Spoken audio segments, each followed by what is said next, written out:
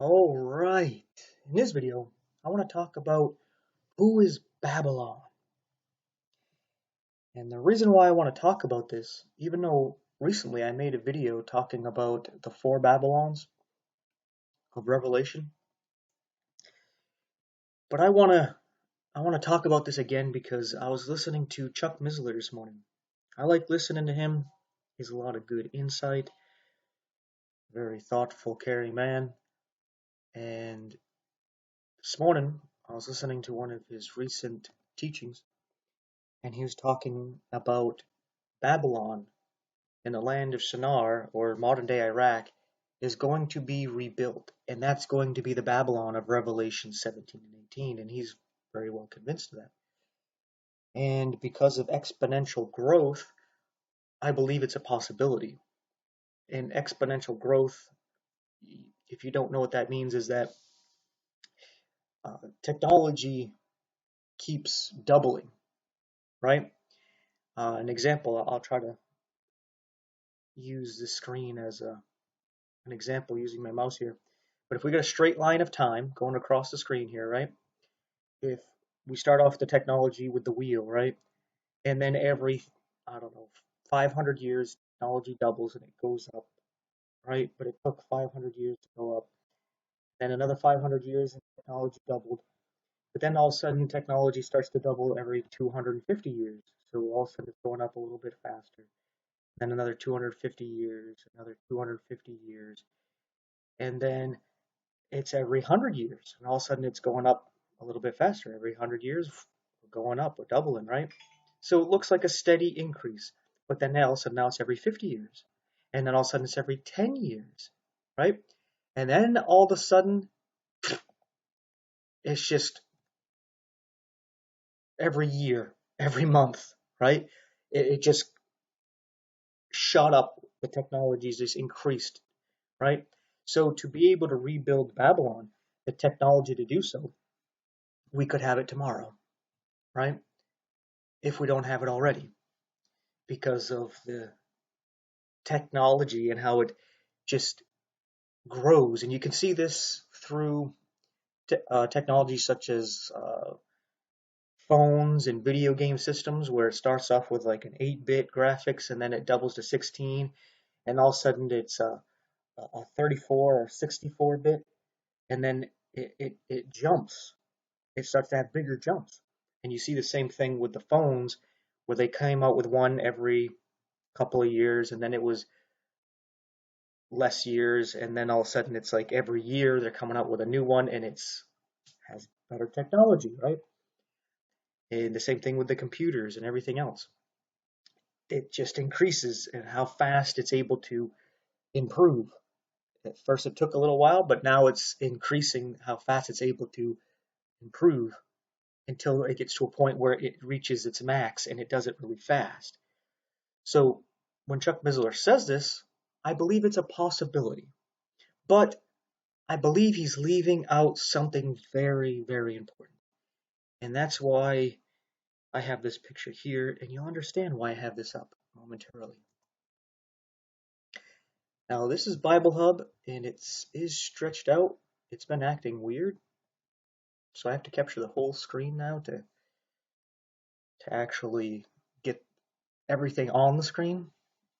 And now and then chapters on Bible Hub are just white. I can't see them, like Romans 4, Matthew 7. It won't load. So it's been acting very weird lately. But that's another story, I guess. But we read here in Daniel chapter 2 that Daniel is interpreting Nebuchadnezzar's dream. First he tells him what his dream is, because no one even knows what his dream is. But Daniel, proving that he worships the God of gods, actually tells him what his dream was. And he tells him here in verse 31, "Thou, O king, sawest, and behold, a great image. This great image, whose brightness was excellent, stood before thee, and the form thereof was terrible. This image's head was of fine gold, his breast and his arms of silver, his belly and his thighs of brass, his legs of iron, his feet part of iron and part of clay. Thou sawest till that a stone was cut without hand, which smote the image upon his feet, that were of iron and clay, and brake them in pieces. Then was the iron, the clay, the brass, the silver, and the gold broken to pieces together, and became like the chaff of the summer threshing floor, and the wind carried them away, that no place was found for them. And the stone that smote the image became a great mountain and filled the whole earth. Now, the interpretation is given here, verses 40 through 45 here, right? You can pause and read that. I'm just going to talk about it. I already told you what the dream was. You can read here where Daniel says, you, Nebuchadnezzar, your kingdom of Babylon is the head of gold, but you're going to be taken over by an inferior kingdom, the Medo-Persians. But guess what? The Medo-Persians are the chest and arms of silver of the same statue, of that same body. So guess what? Their head is Babylon. This is spiritually speaking. So the chest and arms are still Babylon, right? Just like the body of Christ. If you're the head, you're Jesus, right? But if you're the chest of Jesus, you're still part of Jesus's body, right? Jesus is still the head. If you're his arms, if you're his hips, if you're his legs, you're his feet, you're still part of Jesus. He's the head. It's all his body, right? So if you're part of the body with the head of Babylon, you're part of Babylon, right? I hope you can follow my reasoning and logic there. But then this kingdom is going to be taken over by another inferior kingdom, the belly and thighs of brass, which was the Grecian army with Alexander the Great, where he ended up taking over the known world. And that's when Greece became part of the body, Babylon, right? But then they're taken over by the legs of iron, which is Rome, right? And we're told that at the end, it's going to be iron mixed with clay, a miry baked clay, right? Excuse me. And it's at this time that the stone cut without hands, the true rock and foundation of the church, Jesus Christ, returns, smashes the statue at the feet, and turns it into dust, and then he establishes his kingdom as a mountain. This is where he sets up his millennial reign in Jerusalem, where he reigns as king for 1,000 years, and there'll be 1,000 years of peace, where even the animals are at peace, where the predatory meat-eating animals will no longer eat meat. The poisonous snakes will no longer bite and poison, right? It's going to be peace with man and nature, and man and nature with God, right? But what happens right before Jesus returns? The statue is iron and clay. It doesn't say that the feet is gold. It doesn't say that the feet is iron and gold, or clay and gold, or iron, clay, and gold. No, it says it's iron and clay. So this last kingdom isn't going to be the literal Babylon over in modern day Iraq. We are told here what it is. It's going to be partly Roman, but it's partly clay. Now, I used to think the clay is God's people. In Isaiah and Jeremiah, you can read about God being the potter and God's people being the clay, and he molds them as he sees fit. But this is miry baked clay, so maybe it's not talking about God's people. I used to think that this meant what Rome became, because Rome has done this. And I think this might be part of the meaning of the iron and clay coming together, but they don't quite cling together. And that's why Rome, pagan Rome, when it mixed with God's people, when Israel said, we have no king but Caesar, all of a sudden pagan Rome changed. And then it also incorporated later on, a few hundred years later, Christianity.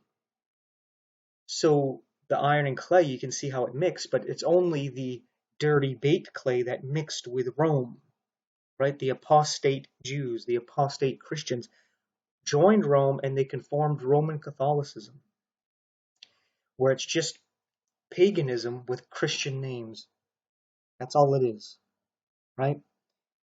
And I saw that as the iron and clay.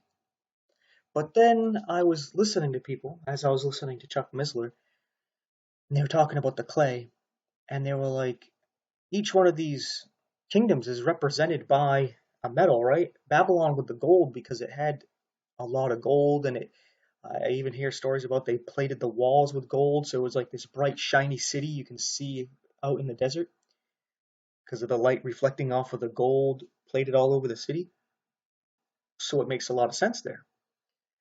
Medo-Persia with the silver, I'm not too sure on the connection there, but I see a connection with the brass as the Bronze Age with Alexander the Great. The weapons and armor had to do with bronze made of brass. I think he mixed brass and nickel to make bronze, brass and copper or something. I don't remember what it is. But you mix the two metals together and you end up getting bronze. And that's what they use for the weapons. But then Rome used the armor and weapons made of iron. So you can see the connection there. But what kingdom used clay? And these people were saying, yeah, you remember Egypt? They had all the clay buildings made out of the clay, and they had Israel making clay bricks all the time. They were enslaved to Egypt, and they were forced to make clay bricks. And I was like, yeah, that does make a lot of sense. And then there was a lot of the Jews who wanted to go back to Egypt, right? So you can see how the clay, you can imagine being miry, dirty, right? And it's baked, as in it. God's always talking about Israel and their hard heart, so they can't be molded and changed, right? So this Egypt made a whole lot of sense because I was seeing a whole lot of connections to Egypt in the end times. And I actually made a video about it. You can check out, just go to my channel and search. When you go to my channel, click on videos and then hit search for Egypt Rising. I made a video about Egypt, and it's going to have some kind of role, and I can't say for certain the exact role, but now this makes sense because Rome mixed with Judaism, it mixed with Christianity, and what is it doing today? It's mixing with Islam, creating Chrislam. This is a great falling away. It's deep apostasy, mixing with the people who say God has no son, and their God is the great deceiver. Right? So this makes a whole lot of sense. This is how it's going to be at the end. We see this forming. The iron and the clay. It's a mixture of the West and the East, a mixture of the Roman Catholicism Western countries and the Eastern Muslim countries. And if you look at the core of Islam and Roman Catholicism, they're very much similar. Very much. Where born Muslim, stay a Muslim, born a Catholic, stay a Catholic. And that's how they end up having their great numbers, is they have a lot of children, and their children are indoctrinated into their religion because they don't generally convert people unless they convert them by force. Right? Neither follow the teachings of Jesus Christ, where he says to love your enemies, turn the other cheek, bless those that curse you. And as his disciples are saying, hey, let's rain fire down on the Samaritans who rejected you, Jesus says, hey, what are you doing? Do you not know what spirit you're of? I came to save men, not to destroy them. Yet both of these religions would kill those who wouldn't convert. They'll talk about peace and give lip service to Jesus-type teachings. But actions speak louder than words, right? Their doctrines, their official teachings speak louder than their lies. And it makes sense that they would come together. You can even find videos from Walter Veith. I can't remember his videos about Islam, but it's something like the Islam or Connection, something like that. And he actually explains how Catholicism actually created Islam. And it makes sense. And now they're end up coming together in the end here. Would that entail there being a rebuilt Babylon? Could be. Could be. It doesn't make a whole lot of sense to me, but because see, how I see things is when Jesus was here on earth, there was Israel occupied by Rome, and then there was the other Gentile nations around, right? And they rejected Jesus. And we have this time of the church age of grace. But then when Jesus returns, it's going to be back to where he left off, where there was Israel, Rome, and then the Gentile nations around it, right? It's going to be very similar to the structure from when he left. The technology will obviously be different, the people different, but the main system behind the control of the governments will be the same. But here they're going to be joined, but as it says, they don't join all too well, because iron and clay don't really mix. So they're partly strong, partly weak. They don't quite cleave to one another. And this is the same thing you see with Rome and the Jews. Even though the Jews say we have no king but Caesar, Catholics and Jews have butted heads throughout history. And then even with Christians. Catholicism even button heads with the Orthodox, right? So even with Christianity, they butt heads. They don't mix. And it's going to be the same thing with Islam. They're trying to come together, but it doesn't quite come together, right? Like oil and water. You can mix it up so it looks like it comes together, but as soon as you settle it, just by leaving it alone, they separate. The oil separates from the water, right? So, yeah. Excuse me. So, yeah, take that for what you will. There's other places in Daniel where it talks about the king coming from the northwest, because he goes into the east and he goes into the south and he goes into the pleasant land, meaning Israel. So that doesn't mean he's coming from the east, Babylon, right? So, yeah, I'm sure he's convinced and he has good reason to believe Babylon. He even said to read these passages that I'm going to read actually after this video. He said, read these 6 chapters together, Isaiah 13 and 14, Jeremiah 50 and 51, and Revelation 17 and 18, and you're going to see a connection in the language. And I imagine there's going to be a connection, but that doesn't mean that when it's talking about Babylon, that it means Babylon in Iraq. It can mean this statue. Each one of these kingdoms is Babylon. The head is Babylon. The chest and arms is Babylon. Belly and thighs are Babylon. The legs are Babylon. The feet are Babylon. The whole thing is Babylon. So his mind seems to be narrowed in that, oh, Babylon, it has to be that city. But I think that city is more of a type and a metaphor and a shadow. But then again, I could be wrong. So thanks for watching and take care. Alright, here's the 3 verses that I like to put in all the videos here. Isaiah 34:16, seek ye out the book of the Lord and read read, so that Jesus doesn't tell you what he tells the Sadducees here in Matthew 22:29, ye do err, not knowing the scriptures. It's not that you err in error because you don't know the one true church that happens to be your denomination, or that you don't know the fundamental beliefs, or the Nicene Creed, the Apostles' Creed, or whatever creed, or that you don't know the magisterium or the clergy, or you don't know your favorite pastor or priest. That's why you're in error. No, you're in error because you don't know the scriptures. You need the scriptures to test to see whether or not those are correct, whether those are the right traditions, whether those are legitimate clergy, whether that church is actually following God, and whether those creeds line up.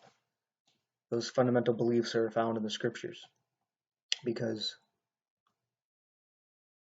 knowing the scriptures is knowing God. Like we read here in John 17:3, Jesus says, and this is life eternal, that they might know thee, the only true God, and Jesus Christ, whom thou hast sent. This is a deep knowing. As Adam knew Eve and she conceived, you need to know God in like manner, so that you may be born again, that his word, his seed, it abides in your heart, where you truly believe that Jesus Christ is God in the flesh, that he died in your place and gives you his life in exchange, so that your righteousness, your good and your bad, your life, past, present, and future, died 2,000 years ago. Your life is his. He can do what he wants with it. He puts it to death, and he gives you his life in exchange, his perfect, eternal life. That's the deep knowing you need to know of God. So, there you go. Do you know him? Do you want to know him? Get to know him. Thanks again for watching. Take care. So that fella couldn't join the church. He couldn't join the church. He couldn't get baptized. He couldn't get baptized. He woke up with God. He woke up with the devil. Are you saved? Amen. So that fella didn't take the sacraments. Didn't take the sacraments. Didn't say the rosary. Didn't say the rosary. Didn't tithe. Didn't tithe. He went to heaven. He went to hell. You saved? Didn't keep the law. He didn't keep the law. He broke the commandments. He broke the commandments. He didn't keep the golden rule. He didn't keep the golden rule. He woke up in glory. He woke up in the pit. Are you saved? You're saved. If you're not saved, you're over here or you're over here. You sure ain't in the middle. He said, Lord, remember me, thou comest thy kingdom. And Jesus turned to him and said, verily I say unto thee, today shalt thou be saved. Just like that. You have been saved? If you ever saved, you were saved like that.